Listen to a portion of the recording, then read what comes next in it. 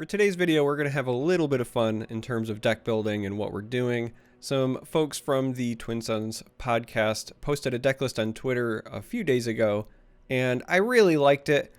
I wanted to give it a go because it just, honestly, it looked like fun. It is based around trying to get the most value that you can from the Undying. Now, the Undying is traditionally a card that ends up being too slow to really get proper use out of it, but they have found a number of cheeky ways that you can really take advantage of the card. This deck list is very similar to the one they posted. I've swapped out Hapless Aristocrat for, I believe they were running the Warden's Prey, and I understand why. Warden's Prey does give you the chance of getting the Undying as well, but it is a 1 in 11 chance. It used to be 1 in 10. It's now 1 in 11 because of the changes made to Shark Chariot this patch. I think that it's probably not worth it. For every good pull you'd get with this being another copy of Undying or maybe something like Avaros and Sentry, you do also run the risk of getting something like a Cask, for example. So I'm opting to go with a little bit more consistent one drop that is going to give you multiple bodies to sacrifice if you have not found the Undying. We're going to go through the deck list here real quick, though. You're going to see the entire point of the list is to kill things over and over again. Starting with Ravenous Butcher. Again, this is a great card you use to kill your Undying, but also can be used on things like Curse Keeper and Hapless Aristocrat early on. It's also why we're running these. They're just solid early game tools. Glimpse Beyond. Again, kill something, draw cards. Single Combat. This card is a way to force the Undying into combat. So a lot of times once you play these, it can't block and your opponent just chooses to not block them until they become a problem and they grow in size. So single combat is a great way for you to force them into combat, get it to die. Also a great way to remove other threats. Stirred Spirits. This is a great card because if you need to use it early game as a blocker, it's a 3/2 body, but it's also a great way to make the Undying that much more threatening. And because it makes them ephemeral, even if they don't block it, it's going to die and then come back bigger next turn anyway. So this is a thorn in your opponent's side. Vile Feast, great defensive tool, also generates a body that you can use to sacrifice, because that is one of the things. This deck is kind of all in on the Undying, and if you don't find copies early, you need other tools to kind of get value until you do find these. Redeemer. This is just here to draw a card. Hopefully it helps find the Undying. Chronicler of Ruin. Again, great with the Undying. Can also help with that Cursed Keeper. Ethereal Remitter. This is perfect on the Undying. You get a 4/3. You get a 5-drop as well. And you get your Undying coming back bigger. The high roll potential in this, because it gets 5-drops, is huge. Some of those Demacian targets, something like a Radiant, is just insane. So this card is actually pretty good. Speaking of Radiant Guardian, there it is. Great card in this list to help you stave off the opponent.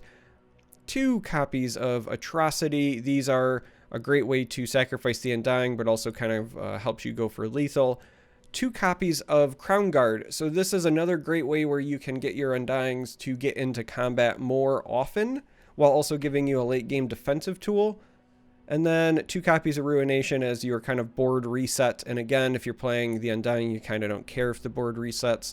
So this is to help you kind of stave off some of the slower mid-range decks. And, you know, that's the deck. We're going to do what we usually do, which is go play a couple games, win or lose. And we hope to find some wins, but I thought we would just do something fun. I know I have not posted a ton of actual gameplay videos as of late, and a lot of that's just because of reveal season, and I'm going to be upfront with you. It's also because Valorant has been eating up a lot of my free time, both as a player, but also, you know, casting as well. So, okay, so you probably just saw a really weird edit, and it's because my internet dropped. Thank you, Comcast, for the luxurious internet. I also just took a pretty hard L there as a result, but I was starting to say that Valorant's been eating a lot of my time, both in terms of playing and casting the events. Real quick mulligan. I think we always want 1 Undying, but I think you only want 1, and then you want activators and early game options. But yeah, this video is publishing on a Monday, which means that later today, if you're watching it the day of, I will be casting some Valorant for All Mid at 3 p.m. Eastern. Really falling in love with... I guess we're getting to Undying. Really falling in love with that game as well. So we're attacking on evens, which is usually not ideal. You want to be attacking on odds if you can help it. Wow. Holy stirred spirits, Batman. And the reason you want that is because you want to be playing Undying and then attacking right away, just to start getting that early value. We take the attack here before they get the chance to follow up with something like a Butcher, if they do have it. And we're hoping my internet holds up. Wow, they have the Undying as well, huh? Ha ha ha!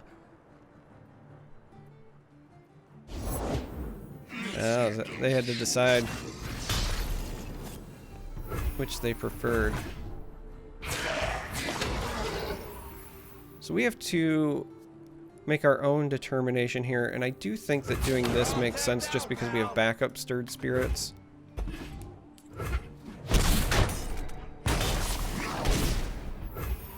Our combination of like stirred spirits, single combat, etc., I think makes that okay. Ideally, at some point, we're going to want to get this active, and then we can use single combat as essentially like burst healing. You weren't always this way.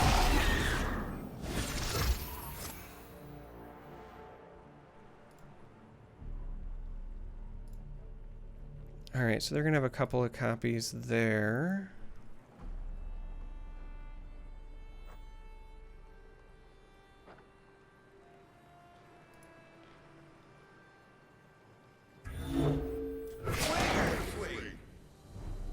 Let's go ahead and go this route before we decide how we want to tackle this.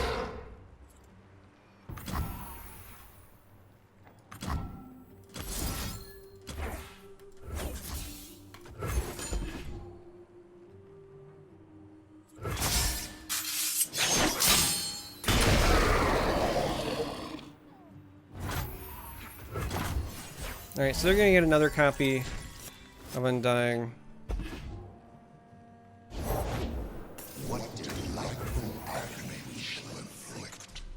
Thresh is annoying because it means that this damage is going to push through, but we still just pass because we really want to develop Radiant here. So we're going to eat 8 damage, and there's not much we can do about it.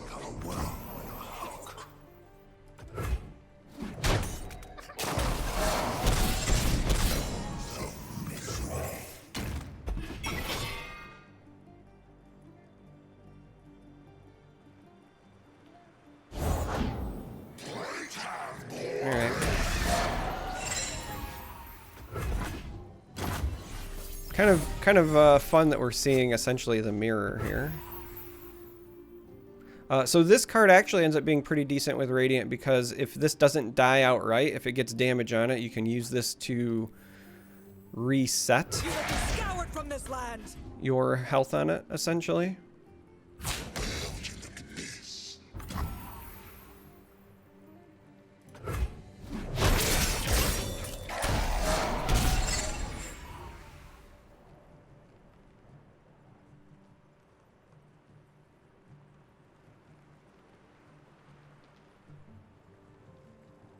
So we're going to wait and see what they've got going on here. Alright, so they go with a Wraith Caller. We're just going to see if we can find some better tools here before we play blockers. It says 2 more that it has to see die before it levels. And it fetches Callista. So if we play a Chronicler here, it'll need 1 more. I don't think there's a good way for us to avoid this leveling. But I do think that ultimately this ends up being better for us. That egg, did it move?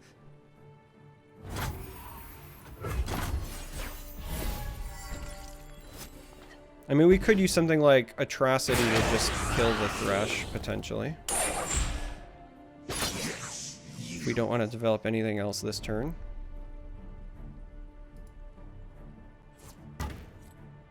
Trying to drag this over makes sense for them because they don't want me to heal.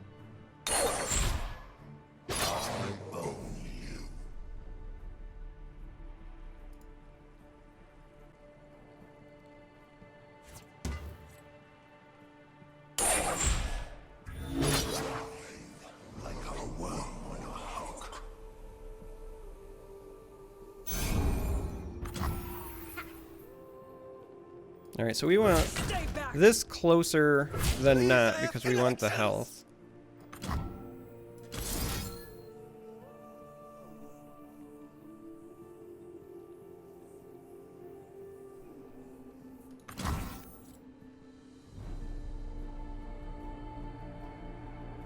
This is a bit of a tough call because we can set ourselves up for a really powerful counter attack next turn as an open attack if we don't use the Atrocity here. And we're going to lose this, which means this levels up though, so this will survive, so I do think that ultimately this ends up being correct.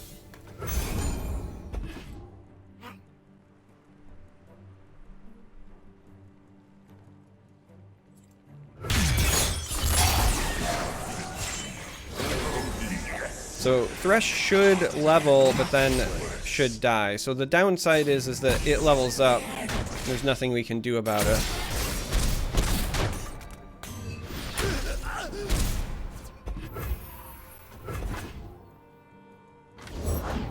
Alright. So I think it was worth the gamble. If they didn't have another Thresh, an additional Thresh right away, I think that what we were doing there, it likely ends up being correct, but sadly, that was not the case. We're going to go like this. Again, we have the Chronicler to maybe reset this. However, their Thresh can kill ours now.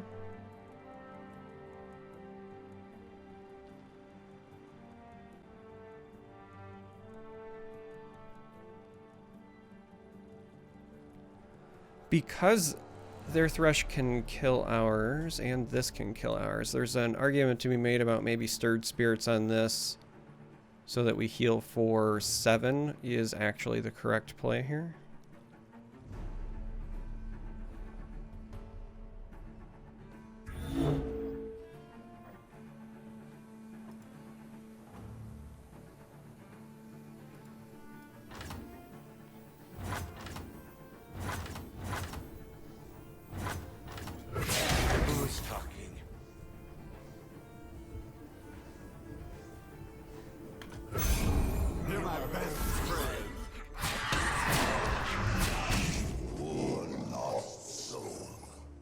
I think we're gonna try this path.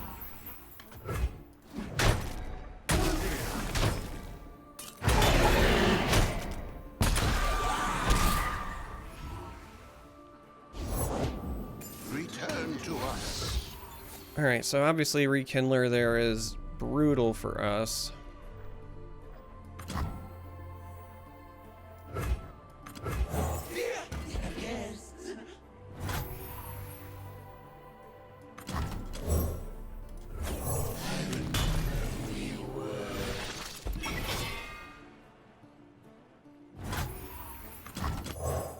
Alright, so we're gonna go like this. This will still leave us with one spot for our Undying to come back.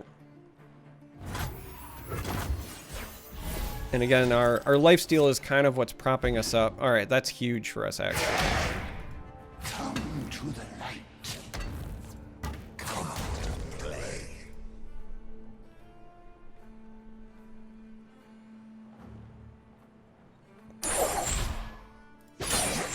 You.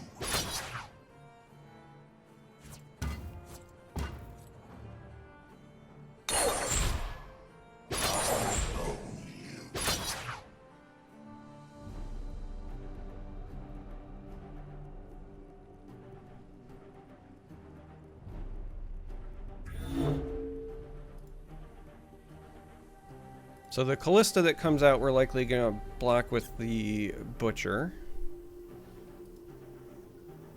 And then we'll see what happens regarding the others here.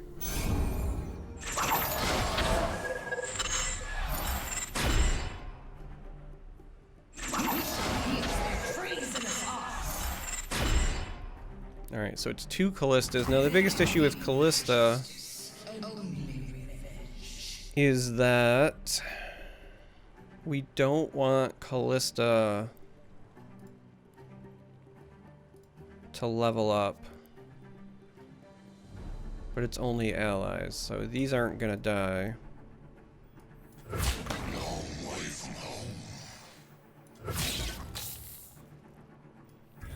So I think we go like this. Except we want the ordering. Again, we want to heal sooner rather than later if we can help it.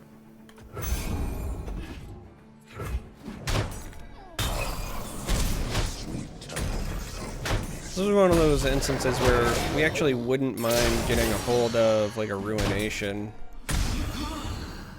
Just because our Undying is a bit more threatening. We have to decide whether we want to attack into this turn or not. I think the answer is no.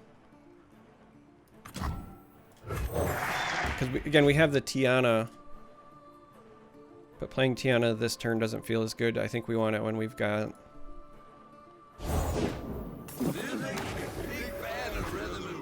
multiple Undyings out. There we go. That's huge for us. The unworthy.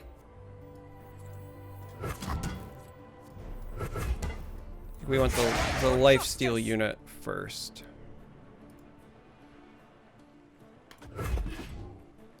Join the conflagration.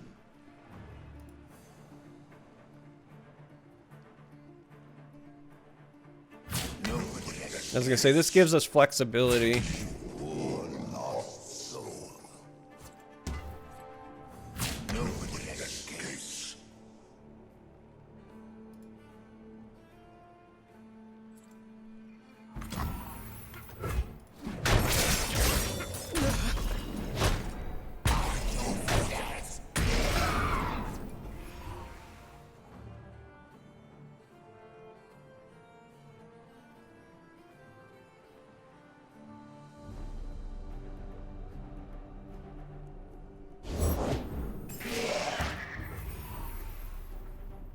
Now we could play this and then swing again, which would likely chew through both of these as well. It's probably the right call because we need some form of blocking for their own Undying the next turn.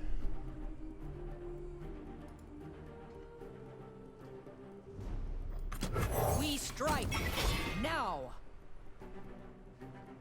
We just would ideally prefer it when You are insignificant.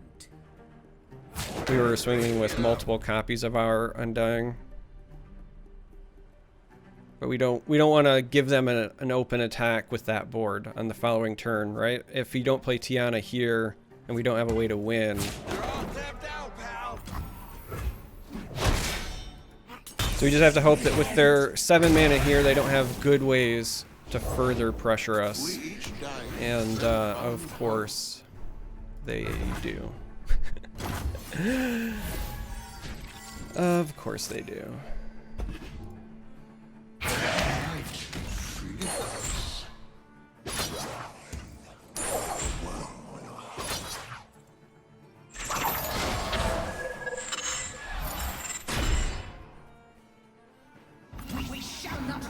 All right, so now these trade and we're fine with that. We just have to keep ourselves alive. They've got 4, 8, 10, 16.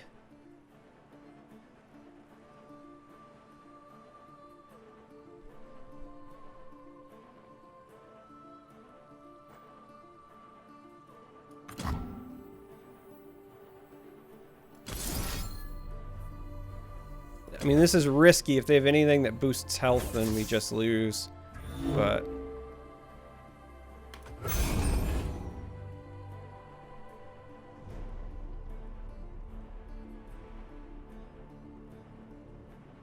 I think it's the risk that we have to take. Because our Tiana doesn't even die to their Thresh at the moment. Yeah, we're fine with that. As long as we're not dead. So again, we have to worry about them having an atrocity.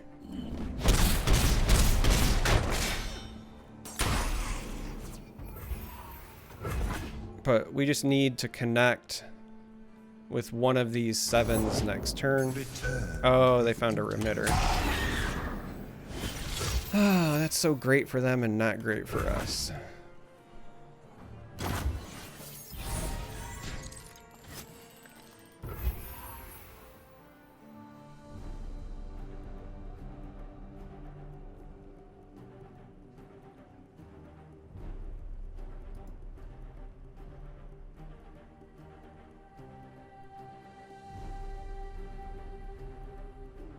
So we have 3 and they have 3 blockers. We could single combat something out of the way.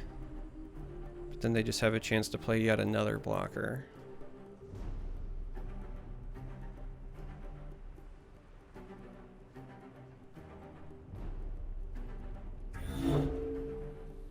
And with us at 3, we can't survive the counterattack. So we have to try to push through as much as we can this turn.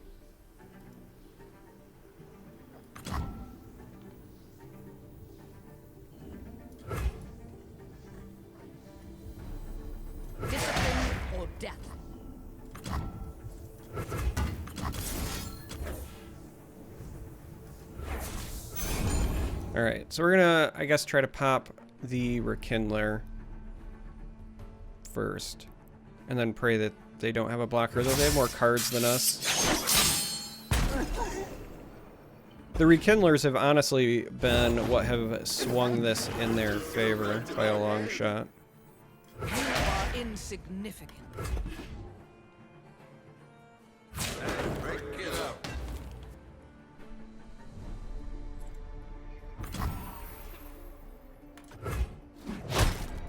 We're gonna be close.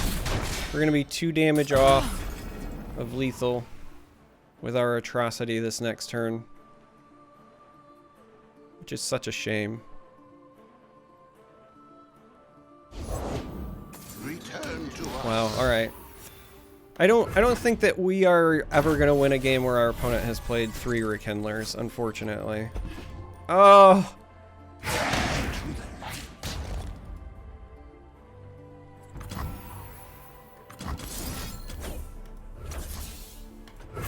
That's the best we got. We'll go out in a blaze of glory. That was a good game.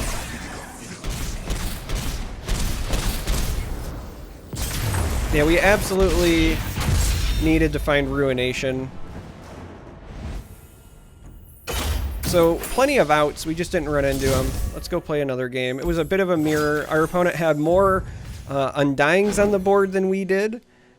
Did better at self-triggering, had more cards, and then for our side of things, we never found our resetters, so 3 Rekindlers against 0 Ruinations. I'm gonna go with the Rekindler deck every time. And now we get paired up against another Thresh and Callista deck, but this time with Ionia, so we will see how drastically this changes things. You know what? We're gonna throw this back. We're gonna keep these though, because this is still a fine enough opener. We just really would prefer to find a copy of Undying.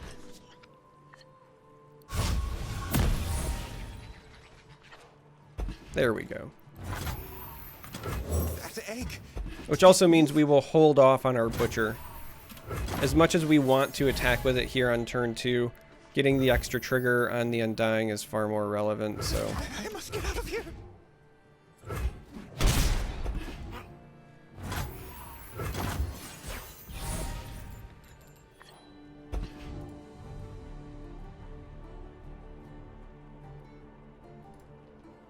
I mean, right now with Chronicler, Butcher, like we're actually in a really good position here. We even got the 2 spell mana banked for single combat as needed. We're gonna eat this. Nothing we can do about that. Unless we want to use single combat on Butcher, but I don't think we do, so.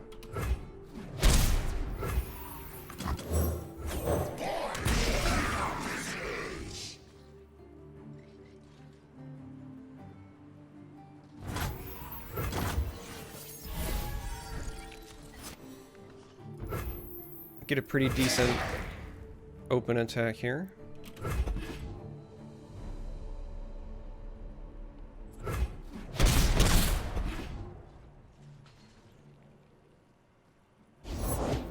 The order rewards its faithful. So many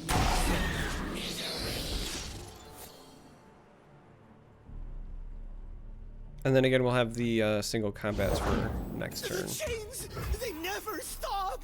Like, we could consider trying to do one here, but they still have mana for something like Twin, so we'd rather wait and use single combat with our Undying anyway.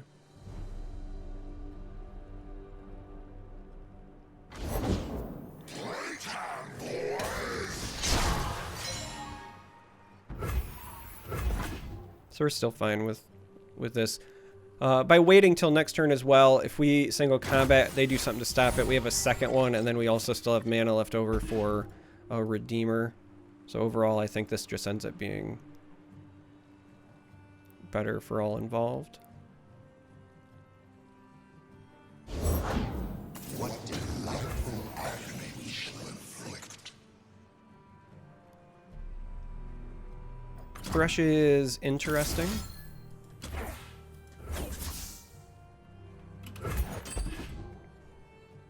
So we're going to go this route, and again, now if they've got something that potentially keeps them alive. Oh. I'm fine with using this if it means they don't draw cards and also still kills my Undying. So I think this is fine.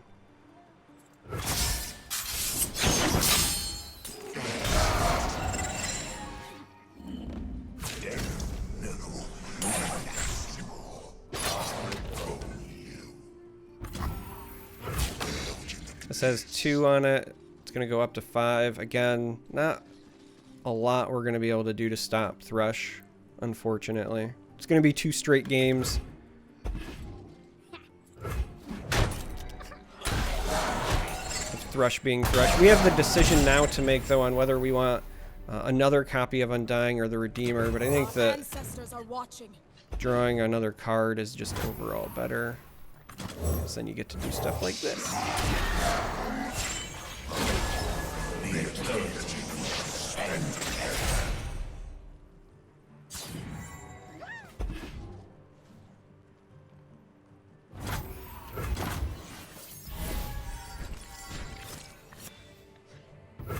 Remitter is a pretty good pickup for us here as well. So now we just start pushing damage. It's too late for you.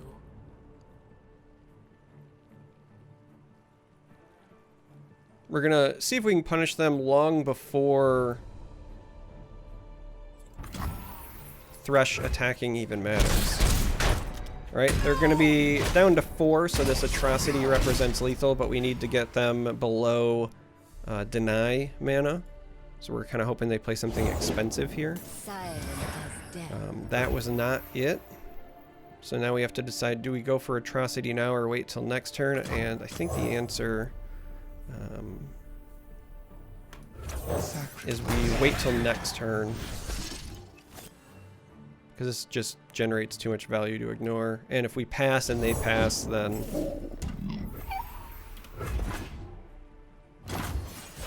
it's an issue. So now, I think this turn here, yeah, perfect, right? So Vile Feast we can still play.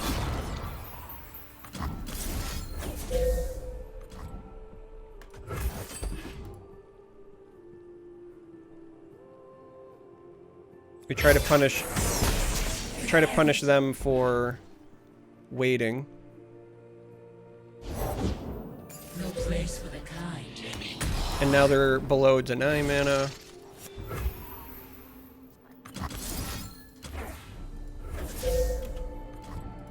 And we try to fling our Undying. So a bit better for us this time around. We had, I think, a better start, better early game, better activators. That mirror match last time, like I said, they also had the Undying game plan, but they just drew a better side of it. And then we did not have the Ruinations to match the Rekindlers. Fine.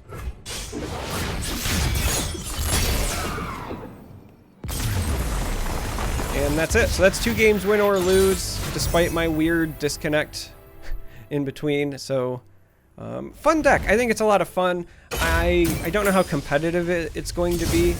I played a couple of games before I filmed this. I did actually manage to beat Ezreal Karma. It's interesting in that matchup, if you get early versions of the Undying, yes, you're giving them targets, but they're not targets that they want to kill. And even if they kill them, it doesn't really slow you down. So I think that that's a winnable match. I just don't think that you're going to end up being totally favored percentage-wise because it's very draw-dependent. But this deck is not in a terrible spot, I think, given the current ladder experience, the current meta. And it's fun. So if you made it this far, I appreciate you. Thanks for watching. Final reminder, this is going live on Monday, so the day that this goes live, I am going to be casting a Valorant tournament. So if you want to catch that, that'll be at 3 p.m. Eastern. You can check my Twitter for links. It's going to be for all mid. And as always, if you made it this far, I appreciate you. Thanks for watching, and hopefully I will catch you again in the future.